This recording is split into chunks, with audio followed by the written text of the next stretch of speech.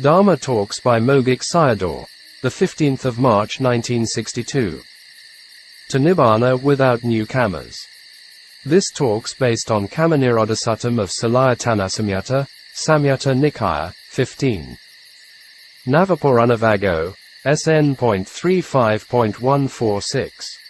The original sutta was short and simple. Sayadaw talk was also simple but interesting and profound. It gave us a lot of contemplation on kamma connection with the practice. Without a good teacher's guidance, we can even create good kammas to prolong our dukkha. We can see a lot of cases like this in the later Buddhist tradition. The Buddha said that there were 4 dharmas on kamma. 1. Old kamma. 2. New kamma. 3. The cessation of kamma. 4. The way to the ending of kamma. Sayadaw emphasized that every teaching of the Buddha was for practice, if we know how to do it. Old kamma, the eye, ear, nose, tongue, body and life continuum mind, bhavanga citta, are continuing to exist because of the old kamma or past kamma. The bhavanga cittas continually exist after birth consciousness and up to death consciousness. Birth and death consciousnesses are also bhavanga cittas. The embryo in the mother's womb is alive with these cittas. New kamma, bodily, verbal and mind actions, kaya, vaci, and mana kammas. Base on the 6 senses doors and 6 senses objects, and we create these actions all the times. All living beings create new kammas with the old kammas every moment. During sleep we are alive with the old kammas of bhavanga cittas. The cessation of kammas, Nibbāna, is never realized without the ending of new kammas. They will continuously give the results on and on without end. Without the cessation of new kammas and Nibbāna can't arise.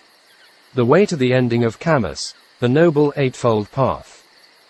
Closing square bracket. The Buddha taught about the 4 things on kamma. These were old and new kammas, the cessation of kamma and the way to the cessation of kamma. 1. The old kamma. 2. The new kamma. 3. The place of the cessation of kamma. 4. The practice on the cessation of kamma. These are the Dhamma for practice. There is no Dhamma which is not connecting with practice. We don't know how to put into practice that it becomes only teaching.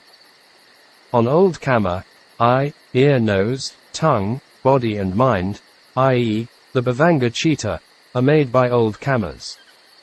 Now you are listening to the talk with the result of the old kamma.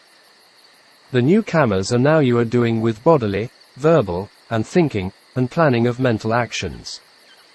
These things are arising in this life. Now you are sitting here and not free from old and new kammas. You are alive with these kammas. By thinking and planning you are alive with the mind. Going and moving is alive with the body. We are alive with verbal action when we are talking. With breathing is alive with the old kamma. Seeing with the eye is alive with the old kamma. Therefore, when people are getting older, the seeing power is becoming weaker. You can say all these are kammic aggregates. It is not wrong. It is far from Nibbāna if present kammas are not ceased because mind and body still arise. The Buddha taught that kamma gives the result. Waking up from the early morning these kamma start coming. Without their cessation we'll never realize Nibbāna. Present kammas are arising like the mushrooms. The place of the cessation of the present kammas is Nibbāna. Let it be the old kamma. Until the new kammas are not ceasing, the present and future results will keep coming up. The last 2 sentences had connection, and they had some hidden meanings in them. If the new kammas are not ceased, Nibbāna will not arise. People are ignorant about this and think that it's good to continue the new kammas. So, they are doing good merits. The Buddha was cutting off kammas. You all are connecting kammas. So, you'll only get dukkha sakka. Not knowing the Dhamma, people are straying away from the path. Even they are expecting the old good kammas, such as when I'll have good luck. Cutting off kamma is Nibbāna, if not only connecting with dukkha. In today Dharma talk, all these points are becoming clear. People don't know how to make kammas cease. And they are straying away from the path. They are not doing the practice which should be done. Most Buddhists know the practice is wasting their precious times by doing many things which are useless and no essence. They are worried and afraid of the cessation of kamma. They have the desire of the connection of good kamma. So, they appreciate for the arising of dukkha. They want Nibbāna, but what they are doing is dukkha sakha. Instead of relying on the knowledge, Nana, as parents, they rely on kamma, as parents. Therefore, they are swimming in the ocean of suffering. With the understanding of truth, sakha, can know these nature. If not, you'll not understand them. The Buddha also taught for relying on kamma, but not knowing the whole teaching and missing the most basic point. The practice of the cessation of kamma is contemplating the arising of Dhamma from the sense doors of the old kamma. These are every day I am teaching to you. In this way, the bodily, verbal and mental actions are not arising and become cessation. Kamma not arising is the path factors. Therefore, path factors are cutting off kamma. It doesn't mean that you shouldn't do the good and wholesome kamma of dana, sila, etc. But you should do it by leading with the inside knowledge. Kamma following behind and nana leading in front, it becomes the type of kamma sending to Nibbāna. In the Satipatthana Sutta, it also mentioned to contemplate wholesome mental states. Without vipassana knowledge, whatever you are doing is straying away from the main point. Even though path factors are called kamma, actually it's leading as knowledge, nana. Dharma Talks by Mogok Sayadaw, 23rd and the 24th of March 1962. Negligence and Suffering. T1. In the beginning, Sayadaw told about the story of Sumedha, the hermit with great compassion for living beings decided to become the future Buddha. He could give instructions only after he became the Buddha.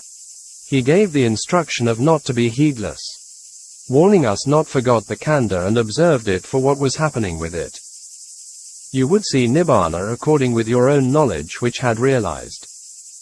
Practice and develop in accordance with the process of knowledges. Don't be in heedless situation with the matters of family and business. Listening to what the khandha was telling you. What the Buddha said was very important. The fault of negligence is very great. Akaliko, it'll give you the result. Heedless situation is ignorance conditions volitional formation, avidya pakaya sankara, to birth, jati. You have dukkha already and grabbing on to the next dukkha. At near death, the mental images of actions, kamma, arise. He gave some of the hell images. At the time he remembers as I am wrong. At that time, he knows the great fault of heedless. Sayadaw mentioned the frightful situations in hell. After seeing the mental images of action, kamma nimitta, and death comes. At near death, wanting to change the situation is very difficult. This is the fault of negligence. For the older people, not to be ended up in crying is not to be heedless before. With the wrong living is bad dying. There is no one can help you. Tears are streaming down. It gives the result even in this life. Follow with sorrow, lamentation, pain and grief. During the dying, any one of action, mental image on action, mental image of the destination, kamma, kamma nimitta and gati nimitta, will appears. After the 5 active mind moments, and he dies. The mind is arising and passing away for 100,000 billion times, 1 trillion, in a single wink of an eye. So, it doesn't take long. For some people, he dies after the 8 active mind moments. With the heedlessness is the heedless mind action. With heedfulness is the heedful mind action, and kammas will give the result accordingly. Therefore, one should take oneself as importance. Family members have their own kammas. We have to drop off all these my concern and his concern. Why? Concern for him and you go to apaya, woeful plain. Concern for you yourself also go to apaya, woeful plain. Therefore, don't reverse the Buddha's words. also have to take your life as importance. It's important not to forget with mindfulness and wisdom. T2. The fault of forgetfulness is living together and not knowing about the khandha. We are talking and moving with this khandha and not knowing about it.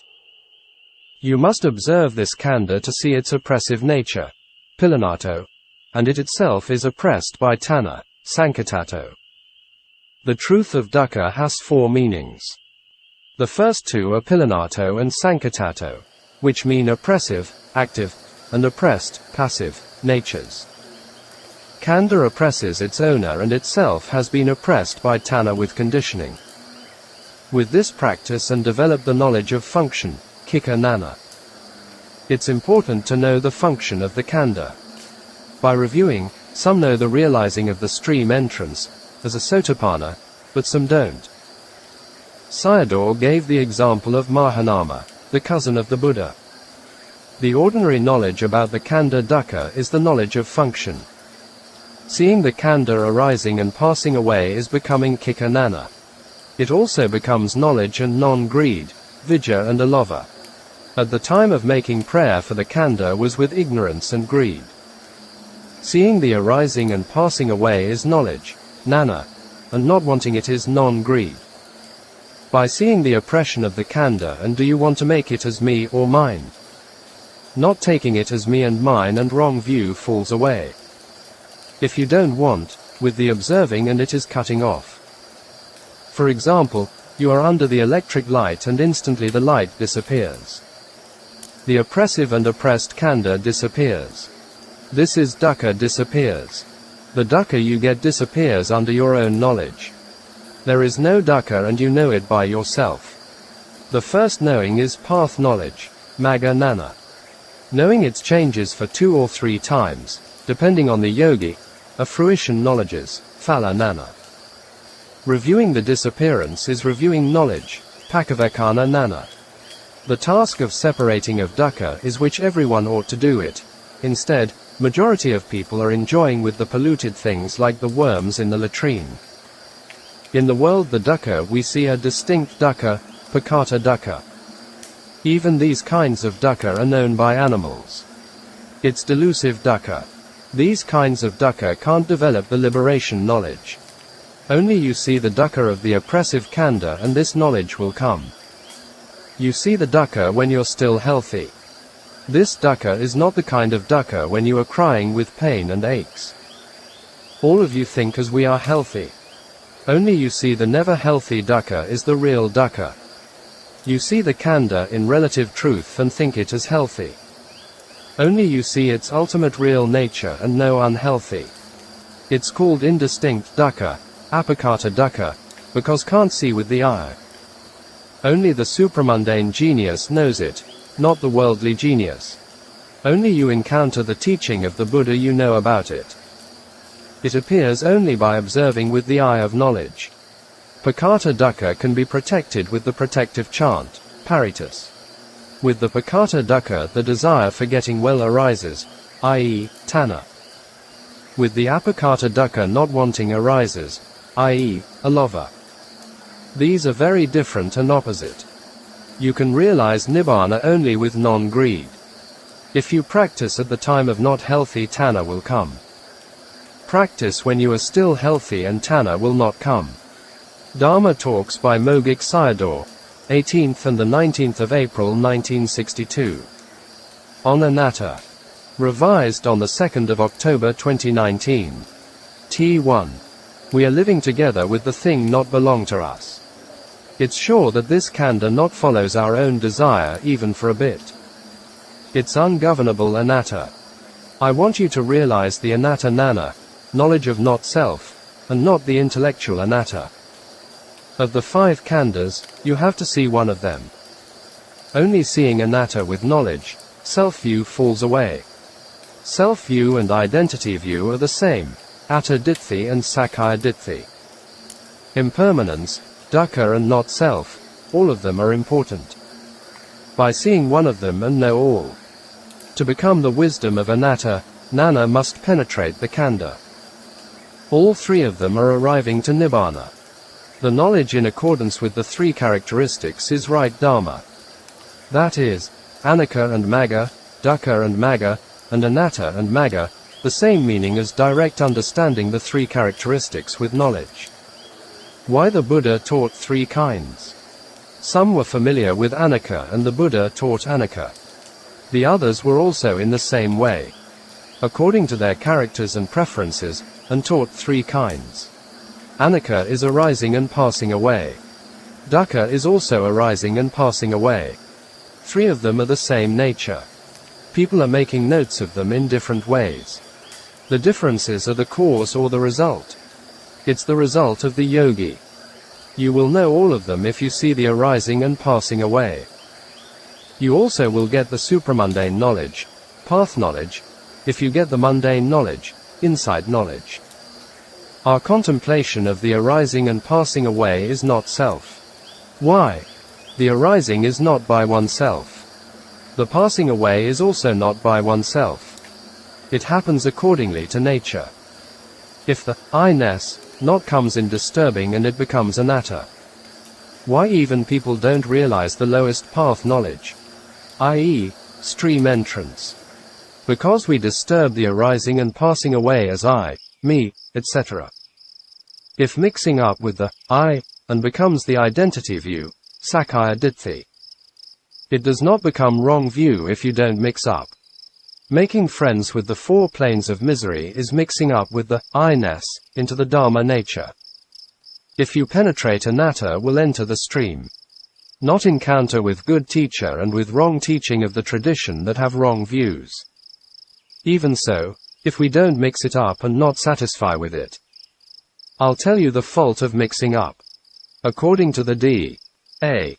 process, clinging to view action is painful birth. Do you believe that wrong view send beings to painful births? It's not breaking sila and samadhi, but by breaking bhavana, mind development. Bhikkhu Tissa died and became a louse because he took the robe as mine. For going to the planes of misery you know how to mix things up. If you want to mix, then you have to mix with wisdom.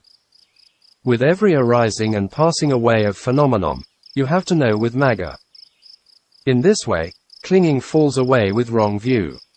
Birth to the planes of misery is also ceased. If you mix up with the I-ness, and birth to woeful planes will arise. The Buddha gave a comparison for wrong view had fallen away. He compared the sands in Mount Meru and the sands on his fingernail, with wrong view fell away. Dukkha still existed was like the sands on his fingernail. It's not the sure thing of digging in the earth for gemstones. You all are working hard for the uncertainties. But don't want to look at impermanence, which always exists. You let go of the sure thing and work hard for the uncertainties. So, just do for the real happiness. You have to be very careful.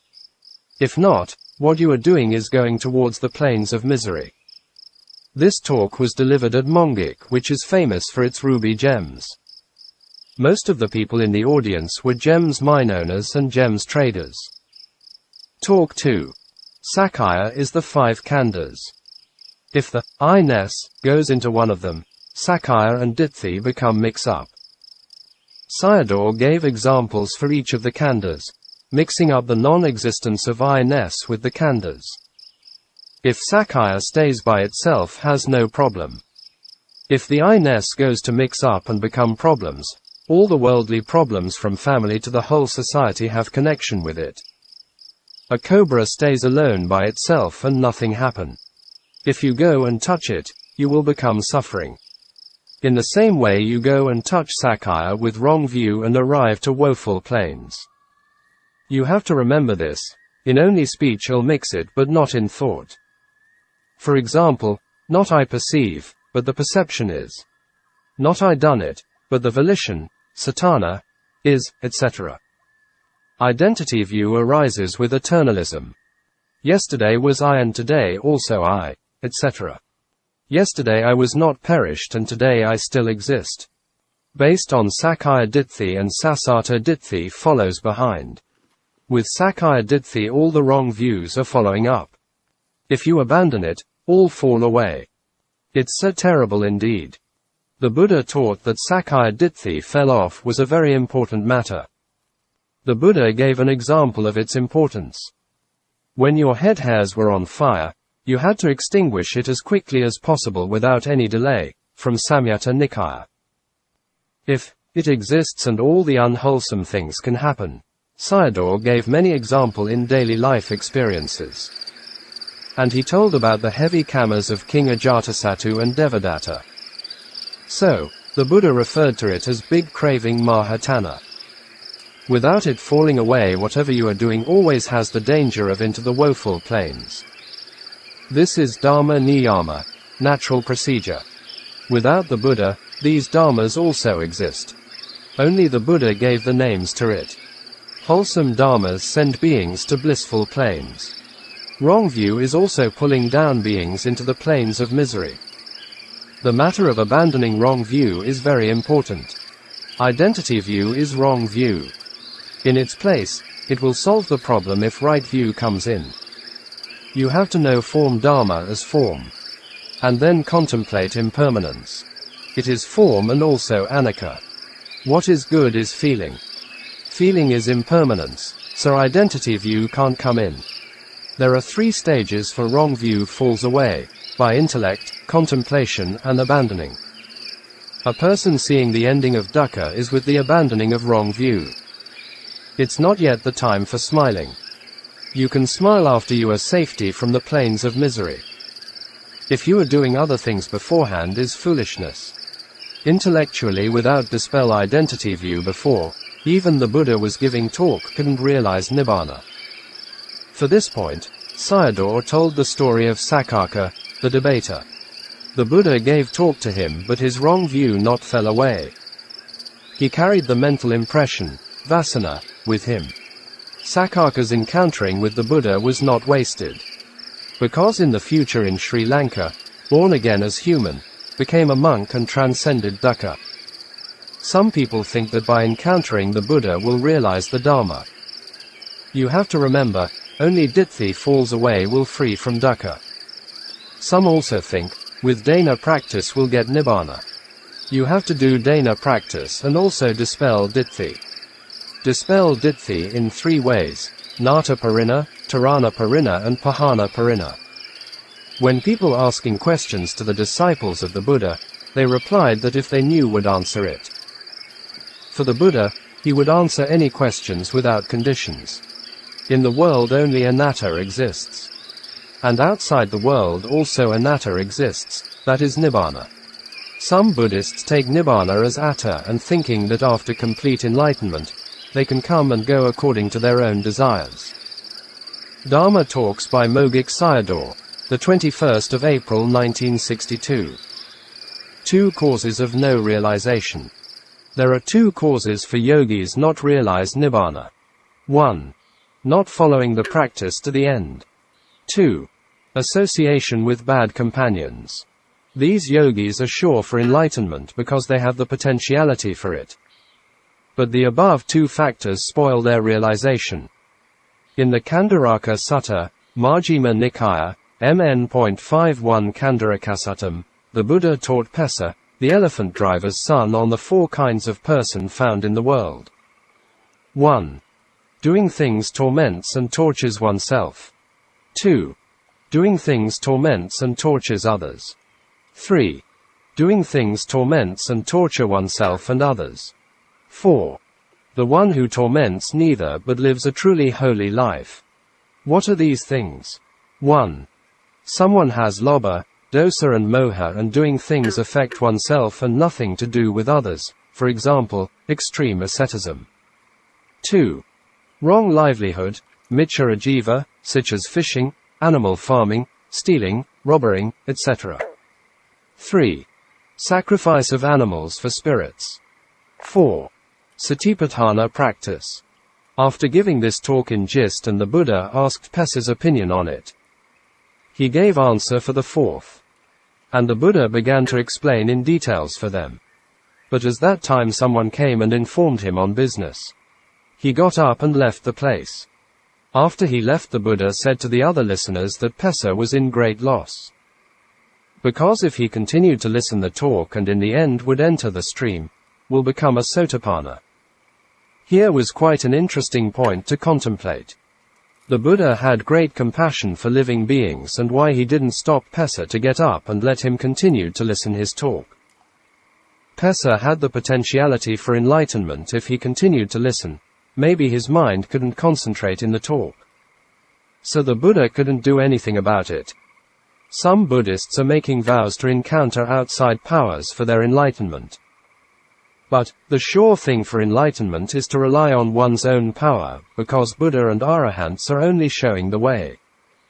In Pali, it was Kariya Parihani, declining in actions which should have to be done. For the second cause of association with bad compassion and destroy one's own potentiality of enlightenment was King Ajatasattu. He killed his father King Bimbisara because of Devadatta's advice. Sayadaw taught how to practice vipassana. The yogi must know 3 points. 1. Anicca, impermanence. 2. Anicca lakkhana, characteristic of impermanent. 3. Anicca lakkhana nana, the knowledge of the characteristic of impermanent. He said, during watching with sati and whatever arises know it as anicca. Closing square bracket. The Buddha taught Sabbe Sankara anicca. 1. Therefore, whatever Dharma arises is anicca. 2. After arising and passing away and not existing is anicca lakkhana. 3. After anicca and nana can follow behind is anicca lakkhana nana. Anicca and nana can't happen at the same time. Nana can't parallel with anicca. Nana must parallel with lakkhana. Practitioner has to catch on lakkhana with observing. Only lakkhana and nana can be in parallel. Dharma, the arising Dharma, shows its lakkhana and nana knows it. Only the arising Dharma not exists and nana can come in. If the lakkhana and nana, the knowing, are in parallel, and to become a stream enterer is easy. Only the contemplative object not exists is its lakkhana. The differences between anicca and lakkhana are become clear. Anicca lakkhana means without the khandha is its characteristic. Asking you contemplate the not existing lakkhana. But it's not asking you to contemplate not existed thing which is abhava panati, a thing not really exists, only exists as a concept. Asking you to contemplate lakkhana is concept or ultimate reality. If you contemplate the concept can't see Nibbāna. Asking you to contemplate from the existence to non-existence is not concept. For example, in contemplation of the mind, contemplative knowledge, nana, is aggregate of mental formation, sankarakanda. 2 khandhas can't in parallel. Only vinanakanda disappears and sankarakana can come in. 2 minds can't in parallel that you can't see the lakkhana at the same time. You can follow after with nana and this is the lakkhana of not existing. You can't catch the anicca but only the lakkhana. The arising phenomenon is anicca, and after disappearing is lakkhana. What are the benefits of lakkhana? It abandons khandha and tanhā. In front no khandha exists and behind tanhā can't come in. No khandha and tanhā is Nibbāna. Therefore discerning anicca is like a momentary Nibbāna.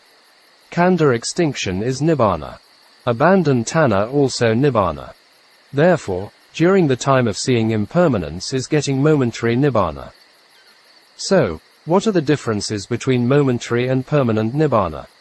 These are the explanations from the Samyutta Nikāya commentary. You have to continue the contemplation. At the time of khandhas are ended, abandon khandha and tanhā and experience Nibbāna. You will experience Nibbāna element clearly if all the khandhas are ended. This is path knowledge. Lokiya Vipassana Magga and Lokuttara Magga are different in this way, i.e., mundane insight knowledge and supramundane path knowledge. In this life, even people have the potentiality to get the path and fruition knowledges, by not following the Dharma to the end, and association with bad friends, with these 2 reasons can't realize the Dharma. Sayadaw told the stories of Pessa and King Ajatasattu, referred to these 2 points. The Buddha discussed 4 kinds of persons found in the world: Tapesa the elephant driver's son and Kandaraka the wanderer, doing things torment and torture oneself. It's dissatisfied with oneself with lobha, dosa and moha. It's nothing to do with others about wasting time by doing unsatisfactory practices. Give you an example: the Hindu practices of diving in the river, sitting near fire, etc. Extreme asceticism, by tormenting and torturing oneself. At first, the Buddha told it in gist and wanted to comment in detail. But at that time someone came and informed Pesa on his home business. How Anatta appears in knowledge. Nana. Watching and observing the khandha and it arises as a blip. Note the arising Dhamma as Anatta because the 5 khandhas are Anatta. What is Anatta Lakkhana? Does the arising Dhamma disappears and still exists? After disappears and not exists is Anatta Lakkhana. The not existed nature is Anatta Lakkhana. The arising Dhamma is Anatta but not shows its Lakkhana yet. After the disappearance and its Lakkhana appears. Therefore, knowledge can't parallel with Anatta. It only can parallel with Lakkhana. Anatta Lakkhana means not the Dhamma still exists, but not exists. Refer to the object of contemplation not exist anymore is Anatta Lakkhana. If you contemplate totally non-existing things are not Anatta Lakkhana. To contemplate from the existing thing is Anatta Lakkhana. Concept is totally not existing Dhamma. For example, contemplation on mind, the arising is Vinanakanda and the contemplative mind is Sankarakanda. 2 khandhas can't be in parallel. If you contemplate the existence, Nana can't follow behind. Therefore, the existence is Anatta, vanishing is Lakkhana and knowing is Nana.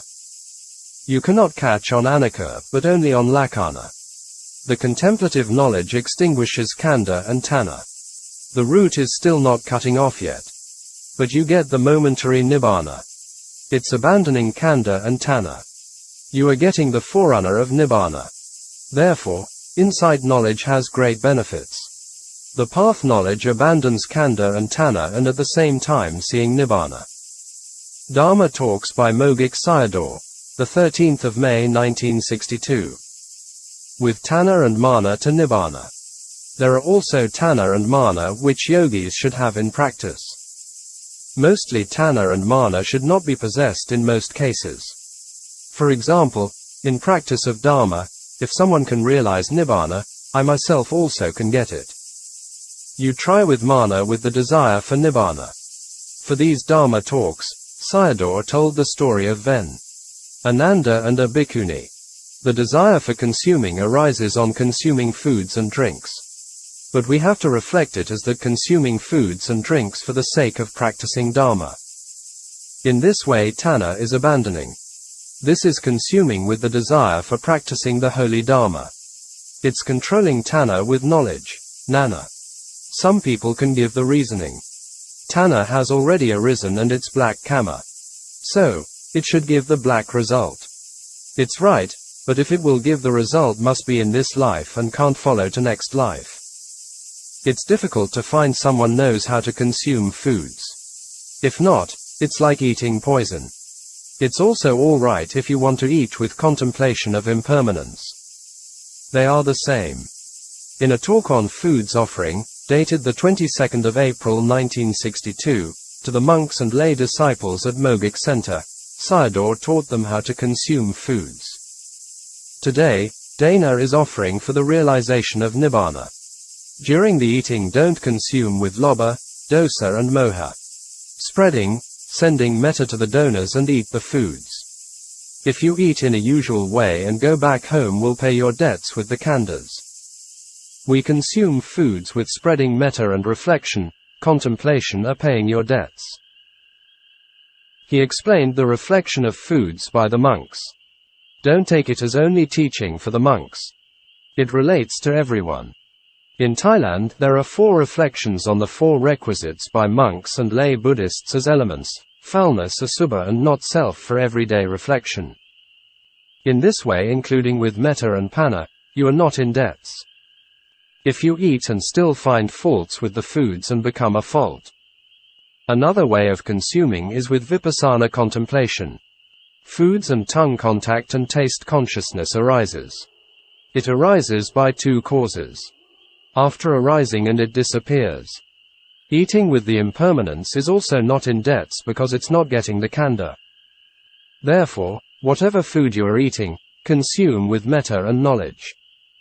We consume foods with the Four Noble Truths. These were coming from the Samyutta Nikaya. We consume things with the goal of freedom from becoming a slave and arriving at Nibbāna. Yogis should practice hard with Māna. When you realize the Dhamma and it cut off Māna. It's like use poison as medicine. Without Tanhā and Māna in the practice effort, Viriya becomes weak. If you don't really desire Nibbāna, you'll not do it. With Tanhā and get Nibbāna, and it also abandons Tanhā. Practice without desire and the practice will be in normal way, not much development. It becomes slow. Practicing with strong desire can quickly realize it. Today it becomes clear why it takes very slow for the realization, because without the desire of Tanhā. In the 37 Bodhipakkhya Dhamma, there are 4 bases of power, Iddhipada. The first one is desire, chanda. You have to understand Māna also in this way. Don't take it as only the path knowledge abandons Tanhā and Māna. Insight knowledges also abandon them. Even with the help of Tanhā and Māna and still can't realize Nibbāna, at least with the effort develops insight knowledges. Jnana is cutting off them. In the beginning of practice, yogis should work hard with Tanhā and Māna.